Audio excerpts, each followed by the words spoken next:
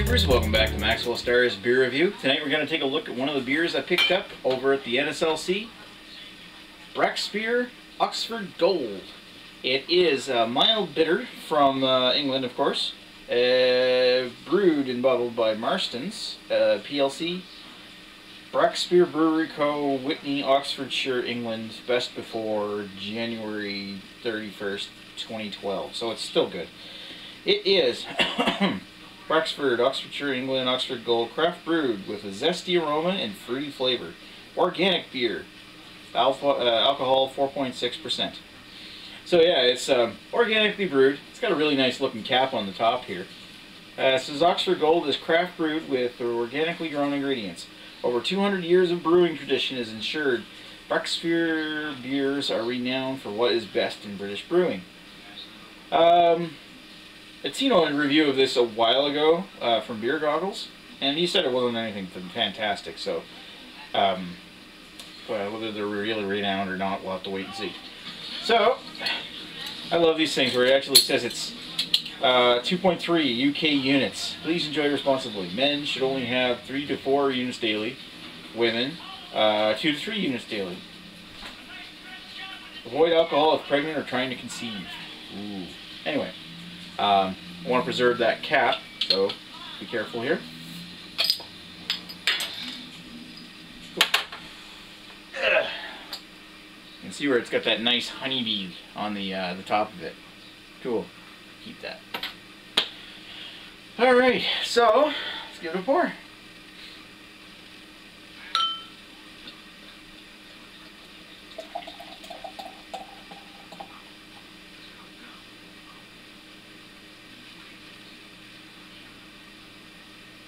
A little too much head.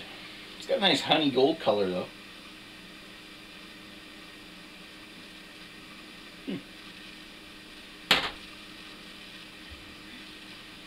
Off-white head.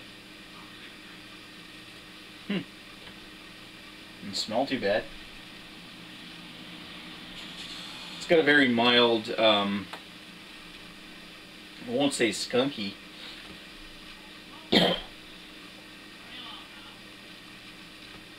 There's like some mild sense of like toffee and caramel. They're overall not very pronounced. It's got a nice pretty looking head though. Dense thick head here. It's not like Guinness or Old Speckled Hen dense, it's just satisfyingly dense. Like, look at that. Nice little head cake standing over the top of it here. Smells nice. I'm gonna sit down for a second. Be right back.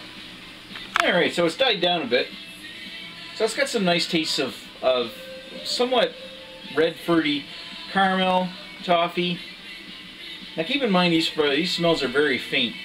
And I got a little bit of like a metallic, coiny kind of hot character in the smell.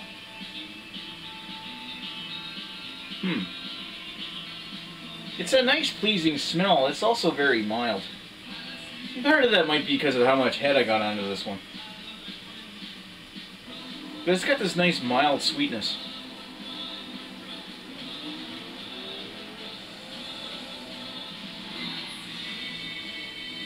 Maybe a touch of feet. I'm also picking up some honey. Actually smells kind of nice. And maybe I'm just thinking honey because of the honeybee on the bottle. I don't know if it actually is brewed with honey, but I might just be thinking honey because I just saw a bee. That's subliminal messaging. Hey, that little sweetness, that's really honey. No, it's not. It smells nice. Looks real nice. Got that little honey golden color, as well as that off-white head. It's a pretty looking beer. And it smells good. Let's give it a taste.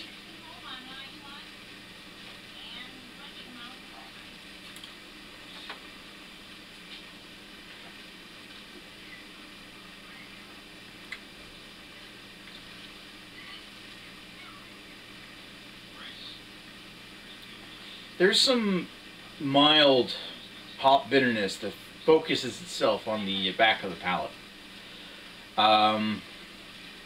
It's like an earthy, metallic kind of taste. like that copper coin in the mouth kind of flavor. Mixed in with that, there's some nice, like mild malty taste. It's like caramel and red fruit.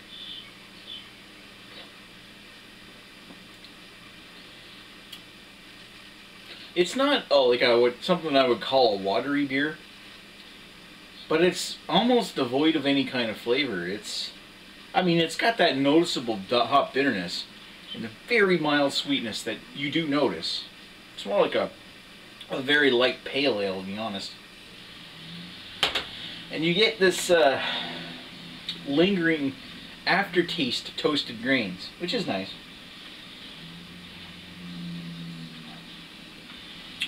Finish is nice and dry, and it's a nice light beer.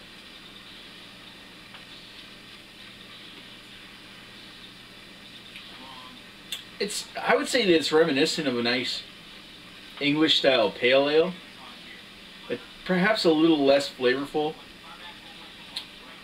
and a little more bitter. Like that bitterness is still lingering from my last sip, and it's got that earthy character.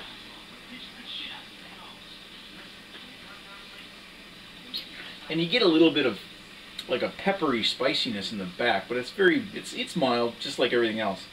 The only thing that's really not quite as mild as everything else is that hop bitterness. It tends to linger.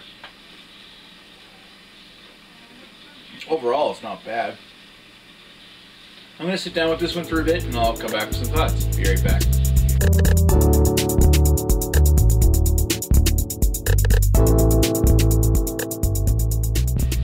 And we're back with Brakspear Oxford Gold.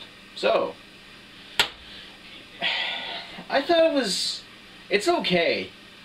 I was kind of thinking though, when it comes to an English ale, I like to have a little bit more of a maltier backbone to this.